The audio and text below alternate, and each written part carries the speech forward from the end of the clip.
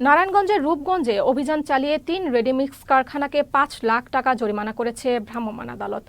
রোববার বিকেলে উপজেলার ইছাখালী এলাকায় বিভিন্ন রেডিমিক্স কারখানায় অভিযান চালানো হয়। পরিবেশ অধিদপ্তরের ছাড়পত্র ছাড়া ফ্যাক্টরি পরিচালনা করার দায়ে মীর রেডিমিক্স কোম্পানিকে ১ লাখ টাকা, আকিজ রেডিমিক্স কোম্পানিকে ২ লাখ ও করিম রেডিমিক্স কোম্পানিকে ২ লাখ টাকা সহ মোট ৫ লাখ টাকা জরিমানা করা হয়। এ সময় ভ্রাম্যমাণ আদালত পরিচালনার সময় উপস্থিত ছিলেন নারায়ণগঞ্জ পরিবেশ অধিদপ্তরের পরিদর্শক টিটু বড়ুয়া সহ রূপগঞ্জ থানার পুলিশ।